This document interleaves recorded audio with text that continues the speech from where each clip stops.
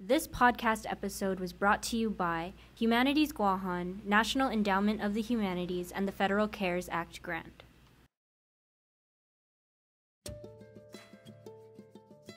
Håfa day. Tirow, yakwe, Mogethin, annim, lenwo, kaselehlie. alii. And hello. And thank you for tuning in. Welcome to One Canoe Podcast, brought to you by Micronesia Climate Change Alliance. On this platform, we will be discussing our climate justice work and community projects that help us navigate into a more just, sustainable, and culturally rooted future. We are many islands Many voices on this one canoe. Hello, I am Christian, your host for episode 1, and today we'll be providing a behind-the-scenes look at our digital storytelling. This is our very first episode, and we will be talking to the cast and crew from Our Nanas for Our Nennies, a web series we created that took a deep dive into food sovereignty and the waste streams within Micronesia. If you haven't watched it yet, stay tuned to learn more, or you can check out our YouTube. Links can be found in our social media bios. You can find us on YouTube at Micronesia Climate Change Alliance or on Instagram at Micronesia Climate Alliance. So why did you guys decide to start this podcast? Here at MCCA, we wanted to spark deeper conversations around the climate crisis and its impact on our islands. We also wanted to bring in more voices and connect people with the local and global climate justice movement, and also capture on the grassroots movement and the solutions for sustainability in motion. The platform for a podcast also really lends itself to having more broad discussions and foster understandings that a single post on a social media can't do. So really having a deeper way for us to have conversations and engage with our audience and with people who are creating sustainability and creating this climate justice movement is really important to our organization and to share with you all. So as Pacific Islanders and as children of Micronesia, it's really important for all of us to remember that we all arrived here from the heritage and as descendants of these amazing navigators, these amazing seafarers who journeyed thousands of miles out in the unknown. They were definitely brave and innovative and carried so much trust in one another on these journeys, and carried so much just cooperation and collaboration and community as they made these journeys out into the unknown to populate and people our islands. So bringing back that wisdom that was important in the settlement of our islands, as well as the survival of our peoplehood well until today, it's a great reminder for us as descendants of Micronesia and as future ancestors to be all the more connected to that heritage and all the more connected to the ocean and how it connects us to all the other islands as well. So Cami and Francesca, you guys have both been digital creators long before joining MCCA. What knowledge and experience did you both bring into this project? This is Francesca. So I started doing just my own social media and storytelling on my own personal Instagram platform as a way to share what I was learning about sustainability, about my indigenous culture, and even things like as far as spirituality goes. And I had kind of honed my voice there before I had jumped onto any other media projects, but communication projects were always I was always happy to do them. And I started working with MCCA on different things, not digital media creation. I did a keynote speech with OCAP, which was Ocean Climate Action Policy, on behalf of MCCA and Heirs to Our Oceans last year, where I really talked a lot about One Canoe, which is really full circle moment for me to start this podcast around that whole concept that I had created this whole speech around.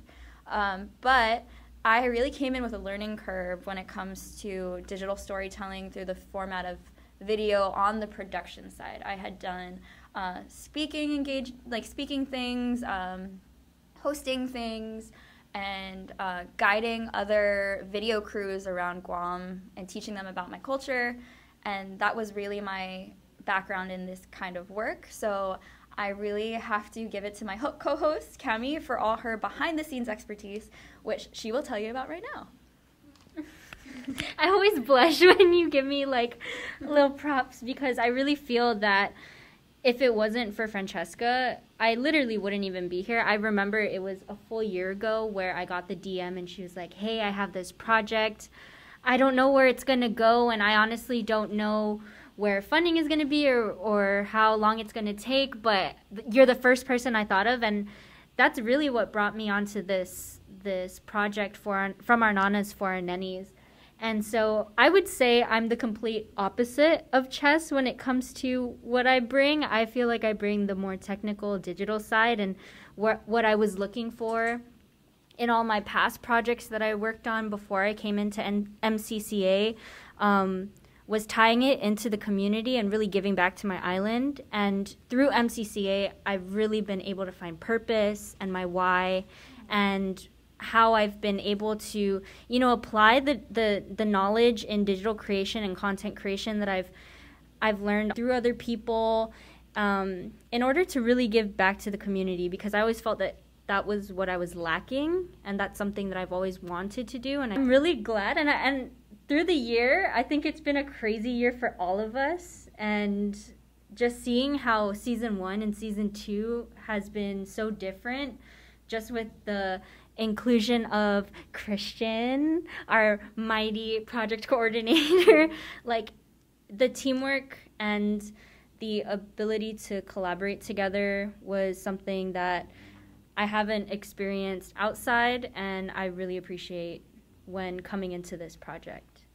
So for everyone tuning in that haven't watched our web series yet and is wondering, how we got the name From Our Nanas for Our Nennies, can you please share on that title and how you guys came up with it? So the title From Our Nanas for Our Nennies didn't come about before we began the project. Like, we were trying to tell the story of food sovereignty at the beginning of the pandemic, because that was something that was becoming more prevalent in our islands, seeing, the food shortages, the food lines for all of this imported food. And we saw what Guahan Sustainable Cultures was doing, connecting local farmers who had lost the market of the tourist industry, the restaurant industry, all at the same time. Guahan Sustainable Cultures went out of their way to connect all of these farmers to community members who were willing and able to donate food to other people in need and support farmers at the same time. So we saw this beautiful community effort to use food sovereign ideas to connect our people back to our local food systems and our local economy at the same time. So food sovereignty really touches on all of those things. And for us, we thought the overarching theme that we could tell, not only through the story of food sovereignty, but all the other climate justice issues that we could possibly tell in the future using this video series format, was really about connecting our ancestral wisdom, learning about it now, contextualizing it in the present, and teaching it to the children, because it's really for the benefit of the future generations that we learn the wisdom of our ancestors and apply it for the future generations.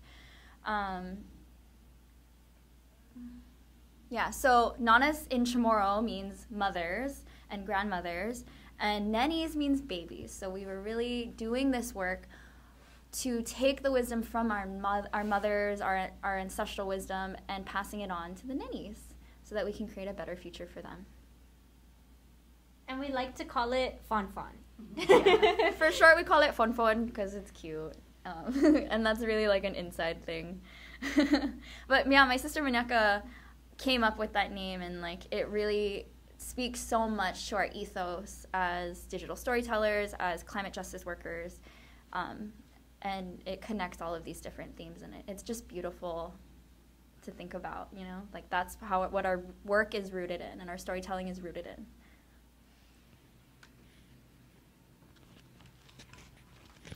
And so both of you guys utilize your platforms to raise awareness on environmental issues. What do you think is most important of digital activism in the world we are living in today?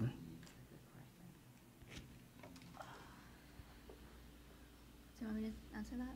Yeah, you can answer first and I'll just add on. Okay. So yeah, still Francesca.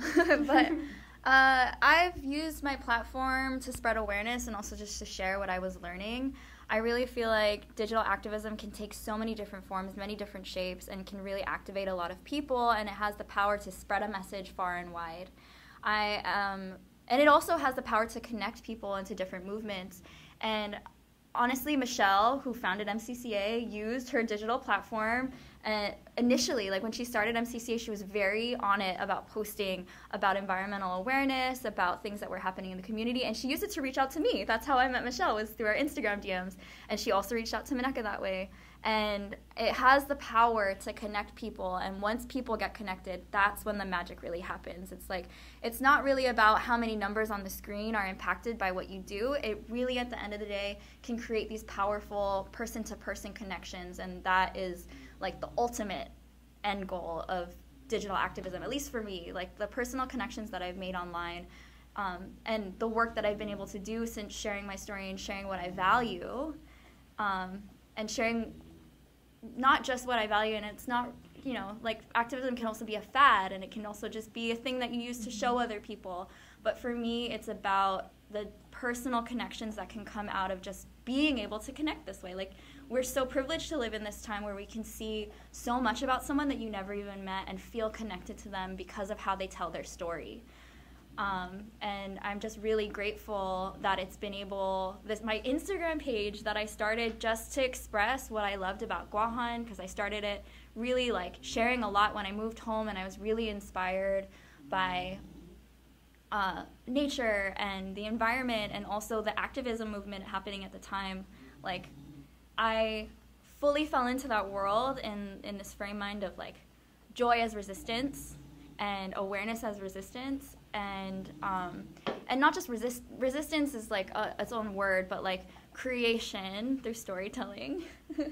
But yeah, for me, the number one outcome of using digital activism is those interpersonal connections, and I'm really grateful to Michelle for reaching out to me on that platform, and I'm grateful that Cami accepted my reaching out to her through my platform, and it really has connected all of us in this space in such a wonderful way. Like, we all became good friends too. So yeah, I think that is another side of activism. It's community building through this digital space. And for me, I think one of the things that I was really impressed by with MCCA, and I'm really grateful for, was their efforts to be more accessible to children of all age groups, and even to older people who are, really trying to get their foot in the door with this sustainable lifestyle and, climate justice in general.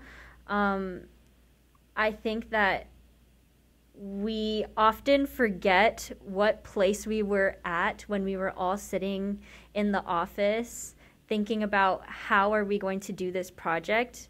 To give context, we were knee-deep in the middle of the pandemic. I believe the pandemic just started, right? And I think that without digital media, without social media, without YouTube, without Instagram, we really wouldn't have the opportunity to push this project forward and to eventually get it to traditional media, which was KWM for our second season. And so I'm just really grateful that we have touched enough people to get our agenda forward and to get our project moving forward, and we couldn't have done it without social media. So season 1 of FONFON was about food sovereignty, and season 2 we dove into the waste stream within our region. So how did the second season of FONFON differ from the first, with planning, filming, and the overall process of the project? So season 1 of FONFON was our first trial run. Like, it was our first time working together, all of us, on a project this big. The funding that we had and the grant that we had applied for wasn't so specific, so we had a different set of plans for our execution and our rollout and our timeline and our production behind the scenes. Everything we were figuring it out on the fly. And it was mostly a smaller team. So by the second season, me and Cami realized that we needed a little bit more help, and we're very, very grateful that Michelle took a bigger role. Christian came on for the first time and really, really helped us with pre-production. So we had more time. We had Guahan Humanities Council on our side helping us write this grant, understand exactly what our storytelling lens was going to be, how we were going to include the humanities angle, how we were going to include a more journalistic approach, and come up with a more polished, finished product than the first season. And that's what I was excited about, was the growth that we were going to be able to show. And we were also able to, thanks to the help of Christian and Michelle, coordinate a lot more people to participate and help us lend their expertise and their voices to this story of our waste stream, because, you know, like it helped give a lot more credibility and a lot more solid information for our community from the people on the ground who are really in touch with this issue. And I hope that this second season, really conveys all of those things, because the subject matter was so broad and so dense. And using that humanities angle, including more voices and people and their experiences, and looking at our community issues and our history behind this issue, I hope we came to a more holistic and humanitarian angle. I think I'd be remiss too without mentioning, like, we really wanted to include our brothers and sisters in Micronesia, more in this second season. Manyaka was really helpful in getting Elizabeth Balahaja to interview with us, and we even had Francesca's friend Matt with Green Banana Paper, and Olilai Chilton from Palau with Heirs to Our Oceans, to give us their knowledge and expertise on how waste streams in their respective islands are as well. So we've always kind of talked about, opening up the conversation to other islands in Micronesia, and we really had the opportunity now that Zoom was being utilized more and Google Meets. It was a lot easier to get people to schedule in time with us too, because people were home. So I was going into the first project kind of like opening my eyes for the first time on what food sovereignty looked like on Guam.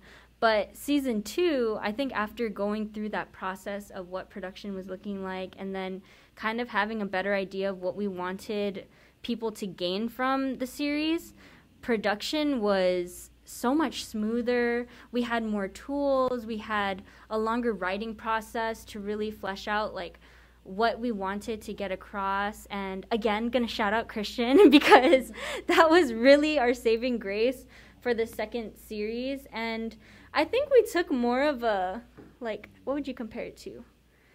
Like Vice, Vox approach, yeah. Like a very journalistic. We took a much more less personal vlog style approach, and we tried to convey a different tone of messaging that was a little bit more serious. It was really valuable to include all of those different perspectives, and we're so grateful to every single person who lent us their time and shared with us their stories. It made this whole series a lot richer and more of a reflection of our region. Yeah, so like you guys mentioned, for season 2, I was lucky enough to help out with the logistics in gathering interviewees within the topic of waste management. While filming this whole series, we interviewed over 30 people. How did you guys prioritize what would be the most important aspects to add into the web series? That's you, screenwriter. oh my gosh, yeah. So yeah, I really helped with the screenwriting, both for the first season and the second season. And by the second season, I had realized that because also the pandemic was kind of easing up a little bit more, how much more impactful the story would be if we got more people involved to talk about their individual story. We learned that through the first season because our episode that gained the most popularity was really a feature of one young farmer in Inarahan, and so many people loved his story. And it was amazing to meet him and his family and learn about what their life was like, and to be able to show that in our series. And so we knew that getting more people on board who were the people who lived these industries and this waste issue, who were tackling this from the ground, were the ones that we really wanted to highlight. So I'm really grateful to everybody who decided to, indulge us in interviewing them for 30 minutes to an hour and a half and just talk story with us and share their perspective. Like, that was so generous of everybody who decided to take part in this series. And I'm very grateful to Manyaka and our contacts at UOG and our contacts at, Peggy Denny also connected us to so many people within the waste industry. And everybody as well who we interviewed, we're also asking them, who else will be important to tell this story? And they all were very, very open about sharing who in our communities would be qualified and excited to talk about these things. we were able to create this whole community as we did this interview process. And deciding who it would be was really it all kind of snowballed, and everybody kind of branched out to each other, and it grew really organically, that interview base that we found. And to decide what was the most important thing kind of happened at the very end. So we spent a lot of time, a couple months, gathering the interviews and then deciding what would be the most important to incorporate. Happened after we literally transcribed word for word every single interview. Every single one of us in the office spent hours on our own and together talking story and listening to these interviews, writing down every single word. And then I was able to, after all of that work, I'm so grateful for that. It really helped. Just copy and paste exactly what was important, what was pertinent, and what would flow in the story. So that's how we decided what was important to use. But I also know that each individual interview, there was so much information that we couldn't fit in the series. So, if you're listening to this, if you would like to learn more from specific people that we have interviewed, we can release the full interview in its whole. And I think that could be interesting. Each of these people are so knowledgeable in their areas of expertise. And it kind of felt bad to not include everything that they incorporated, but it would have been like a 19-hour project if we did that. So, yeah, it was really hard to decide what was important, but we just knew that we had a flow of what we wanted to share and what was important for our community to know. And that's how we ended up editing it all down. And, that was Cami, too. But, yeah, it was a huge team effort to get all of those interviews and then decide what was important. I think with what Francesca said about transcribing all of that information and then seeing literally, I think it was almost 3 full days of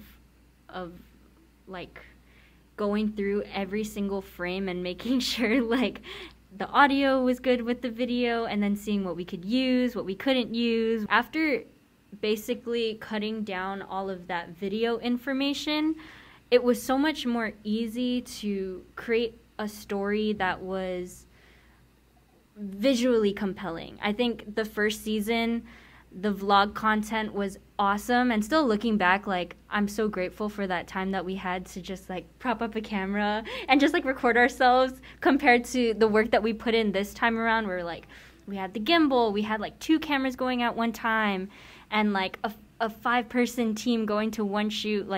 The energy was different on set too. So that even kind of translated into the series. We were able to have everybody in the team have a shot of themselves in the series in one way or another. And it also created conversation while we were editing, and in that editing process, we were able to talk about the shocking things that we saw. And so, for example, for me, one of the most shocking things that I saw was I didn't realize how much of the recycled waste that we've collected doesn't actually get recycled. And so to see it all in piles in front of you, and then to see it at the transfer station being dumped off the side of an awning into multiple trucks being transported out, you don't see that every single day. And so to see it in front of you is something so different. I think the experiences of touring both the Ordot dump and the Ladson landfill were shocking. And I feel like everybody who lives on our islands should go and see and experience firsthand where our trash ends up. And it's unimaginable, the volume of trash that we dump every single day just on Guam. 600,000 pounds of trash goes to the landfill every single day. That's equivalent to how many 40-foot pickup trucks or dump trucks? 10 40-foot dump trucks. And honestly, that might be off, but just imagine what 600,000 pounds looks like. I can't even. It's crazy. And when you realize that these dumps used to be holes in the ground, and you see that they're mountains now, and you find out how much that costs and how long we'll be paying that off. The children who never touch the trash that is in the dump now will be paying for it into their adulthood. And, so 600,000 pounds is about 200 cars going into the landfill every single day. I don't even know what parking lot that looks like. That's a whole dealership, And the volume of trash that we produce per person is what adds up to that amount. And that's not even including what gets illegally dumped. So like our consumption problem and our space that we have to send it to, like we have finite space and we have finite resources. And when you realize the volume of things that we just throw away that could be recycled, that could be reused, that could be made out of things that are biodegradable, like it's an unacceptable fact of life. And it really motivates you when you realize that impact firsthand and you see it to do something different. And I really hope that we conveyed that in the video. But if it didn't, I really, really encourage people to go and see it for themselves. Yeah, so a part of like helping out with the interviews, I was also like their side cameraman. So I would go with them to like all of their spots for filming. And I was like, also surprised. Like, and I never knew what a landfill was. And it's just pretty much they're just burying all of the trash. And it was kind of sad to see, especially because like the view, it was like really beautiful. I wish I was a piece of that trash because like they can see the ocean and everything.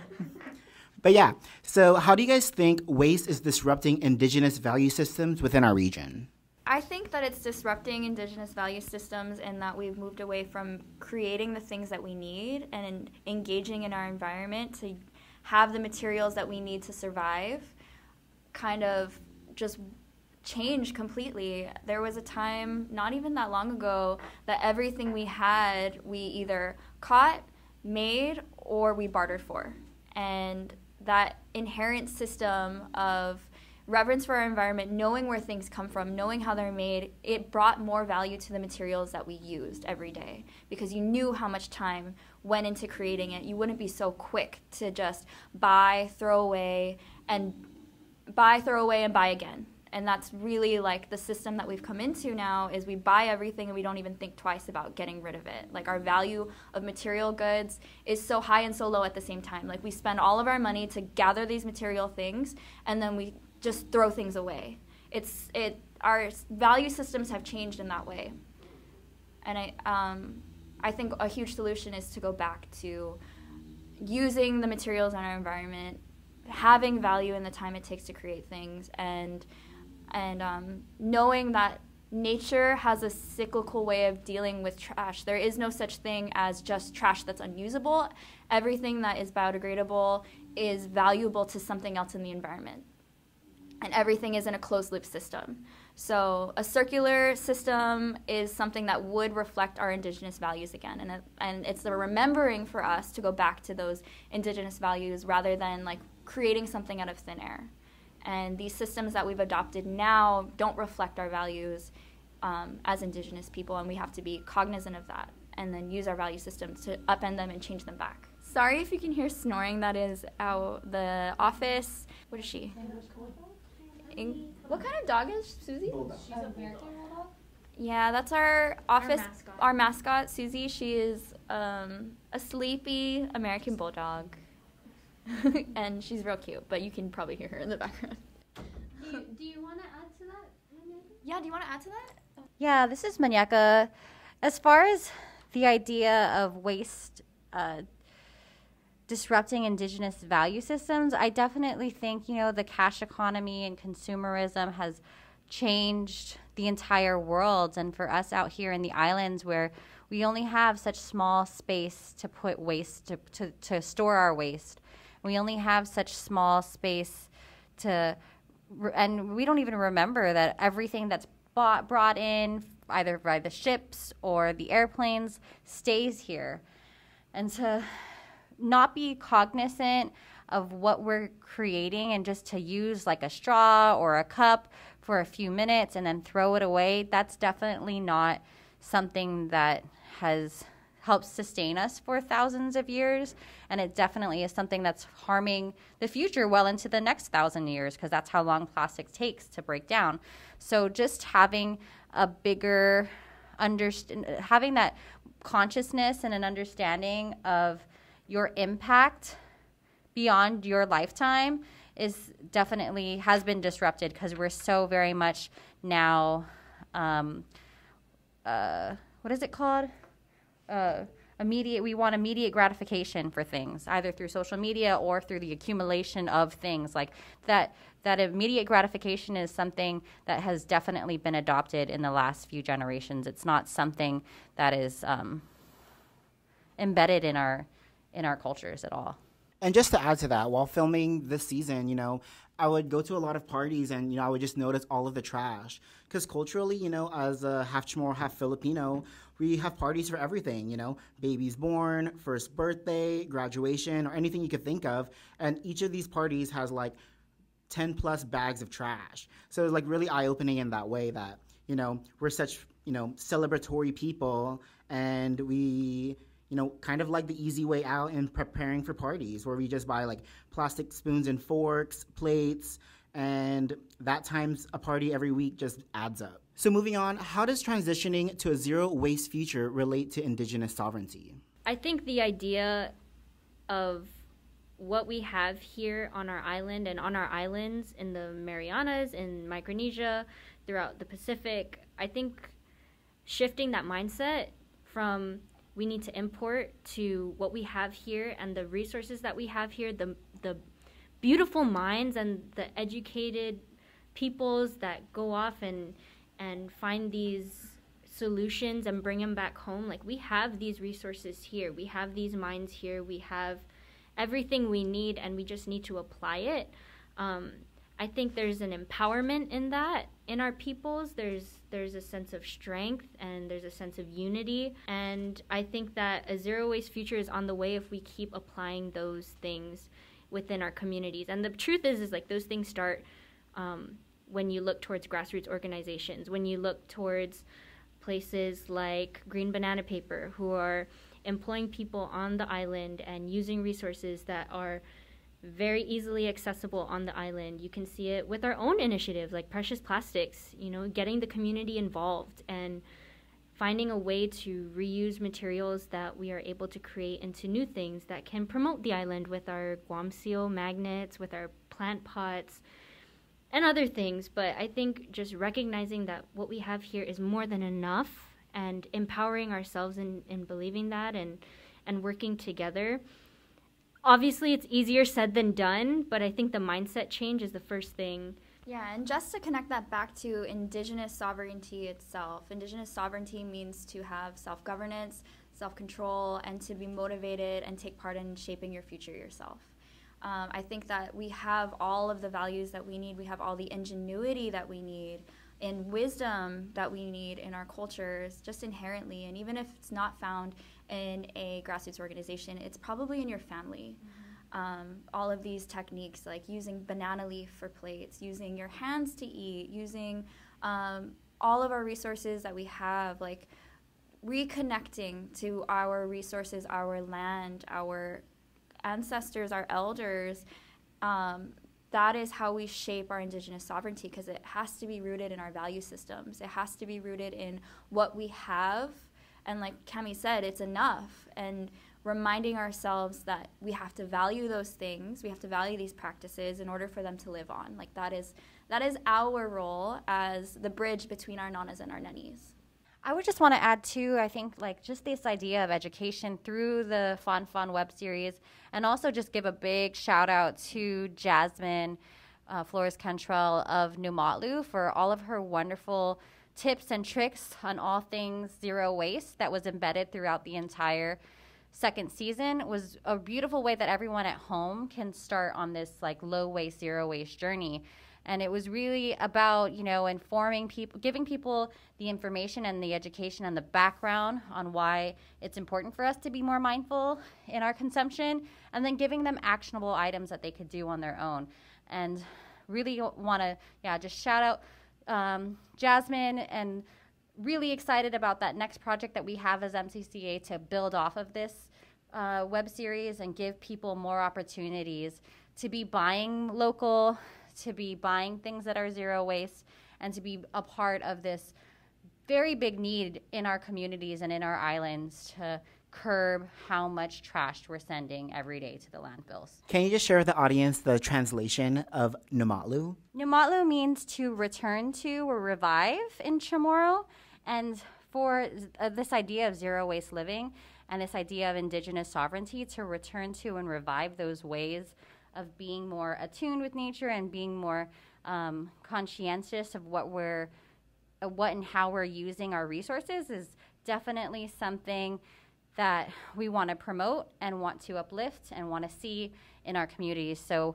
New Motley Refillery is a great way for people to support this necessary movement to curbing that waste and lessening the amount of trash that's being sent to the landfill every day. Okay, so now we're going to be moving on to the group discussion portion. So throughout the web series, we talked to a few lawmakers such as Senator Clint Ridgell and Senator Regine Biscoe-Lee.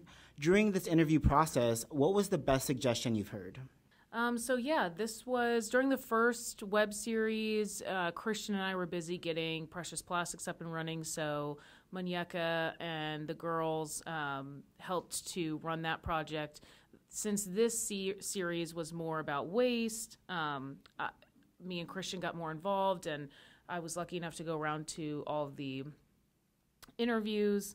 I think the best suggestion that we got was from Senator Clint Ridgell, and he brought up taxing tourists, kind of like how Palau does. Palau charges a tourist tax of $100, and then that fee goes into a pool of money that is used to take care of the island's waste and whatnot. And I think that would be, I thought that was the best suggestion, and I think that would be a really effective way for us to address our waste. And also, I think that people are becoming more conscious. Sustainability is a growing trend, so is zero waste. And I know me as an avid traveler, I wouldn't mind paying that $100 to somewhere if I went to go visit, if I knew that it was going to go towards efforts like reducing waste and not. And plus, we get a lot of tourists from Asia who are very environmentally conscious, and so I don't think that they would mind at all. I know, granted, during the pandemic is not the time to bring it up, but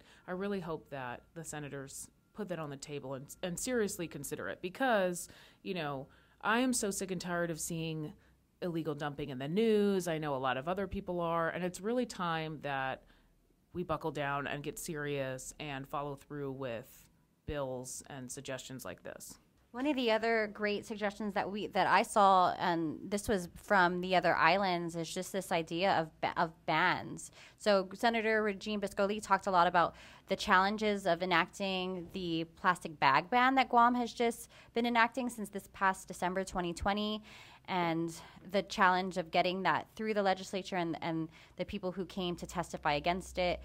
But then we've also learned at that same time that the Federated States of Micronesia completely banned single-use plastics into being imported into their islands, and they've created solutions around that with the products that Yap Eco Leaf provides their communities. So it's really great to see the whole region moving in this direction, and more policy-level ideas to curb the waste is really important, as well as all the community actions that need to complement that. So I think watching and working through this new project, it really opened up our eyes on our waste crisis, both at home and at work. So what have you guys been doing to, cut your waste and, trying to negate trash from your lifestyle?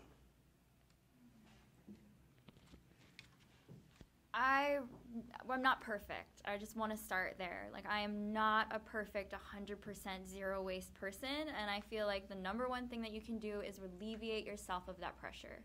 Because then if it's not something that you do willingly, joyfully, it's going to be harder and harder to adopt as a habit. And so being gentle with myself is the first thing. The second thing that I do is I take the time to prepare when I leave my house.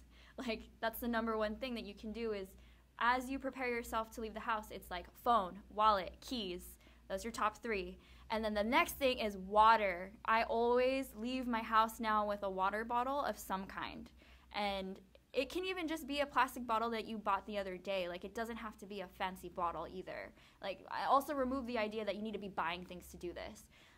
Just be mindful of your resources and prepare yourself before you leave your house. I know it can be hard, but plan out your shopping schedule, plan out where you're going to eat, plan out what you're going to bring with you, and it makes everything so much easier. Yeah, that's my 1 and 2 tips. One thing that I feel like I'm really good about is bringing my bags to the store. I feel like mostly, I lived in California for a while where plastic bags have been banned for years now. So I'm pretty much in the habit of doing that. My water bottle. I'm trying to zero waste my bathroom and like try out different products and whatnot. I am having a little bit of trouble with that. I've been going to different local stores and stores online, just trying to figure out what's good, because sustainable products are different than store-bought products. I have like 3 forks in my purse right now. All to cut like the plastic cutlery that I've been using. Yeah, I mean, it's not even like in its own container. It's really just like forks in my purse. So yeah, just trying to not use plastic forks and spoons is one step in the right direction. I've also been on the tip of menstrual cups for a few years now, and that's been a huge game changer for me insofar as feminine products go. But yeah, like Francesca said, every day is just about planning and being a lot more mindful. We also here at MCCA taught over 100 kids how to make T-shirt bags, how to reuse old T-shirts and make bags. So it could be a low-cost thing, too. You don't have to be buying new things to be part of this low-waste, zero-waste journey. You could definitely be reusing existing products to help you along that way. Yeah, and for me and my household, like, we're a pretty big family now, especially that my sister and her kids are at the house. So I see a lot of waste. And maybe zero waste is, sometimes difficult, but not impossible. So I guess we just try to give plastics like a second, third, or even a fourth life. So something as simple as, cleaning out and collecting all of your old plastic containers from like the butter or your ice cream, and saving it for like balutan containers at a party. Yeah, so I usually have a drawer, open it up, and I have the aunties just use those containers to bring it home. Okay. I was just remembering this. So one thing I do is I have flushable cat litter for anybody out there who owns cats, because that's a lot of waste. And then another thing I do a lot is meal prep. I feel like meal prepping saves a lot of waste and just preparing out your meals and whatnot. And I think another huge thing is buying less. That was something that I really had to be intentional about this year, is just to stop buying things that I didn't need, and also to stop accepting things that I didn't need, because I love free stuff. And I have a lot of military wife friends who are like PCSing, and I want to take, anytime I'm offered free things, I will always accept it, or like the thrift store or whatever, cheap things, dollar store. And so, yeah, just buying less in general reduces waste. And I think also just being intentional when I am buying things. I am trying to do that. I'm obviously not perfect, but thinking about the life of that product and how long is it going to serve me and this and that. I stopped being an impulsive buyer. Yeah, so we talked about zero waste today, but how do you guys view zero waste in the future? Like what's the goal here? Gosh, the goal here is right now education. The series, we really wanted to focus on all of the different solutions, all of the different problems. And for the future, I really just want these habits to be ingrained in myself and in my family and in my circle. And it's just, these things can be second nature again, just like we think just going to the store without bags can be second nature. Like forming new habits to the point where we don't have to think about them. That's my ultimate. And as far as like system-wide change, I think for the future, yes, taking more notes and applying that pressure in our political system, being more informed and activated consumers and community members, yeah, rather than just people who buy things and are the end of the pipeline. Like, we're empowered by, and we shift the systems around us with our dollar, with our voice, with our political involvement, and we get our leaders to see that this is important to us. I think that would create the future that we want, is engagement on all of those levels. So by yourself, in your family, in your community, and then eventually in the political system, because that's, like, policy is just where the most effective things happen. And yeah, independence. Independence and sovereignty. I would love to see a more comprehensive recycling programs where you have bins for composting, for aluminum cans, more efficient recycling, and then a broader vision of that is to have renewable energy sources, to have Everything in the everything, to have renewable energy sources, to have cars that are running on electric, and to have items that are compostable, reusable, recyclable, and no more of this just use and throw away culture that we have. With people being more connected and concerned about the environment and each other too, because capitalism and consumerism have really disconnected us from our lands and from our waters and from each other. I'm really looking forward to, as far as creating a zero waste future, is just building off of these partnerships that we created from this project with, for example, the University of Guam Center for Island Sustainable.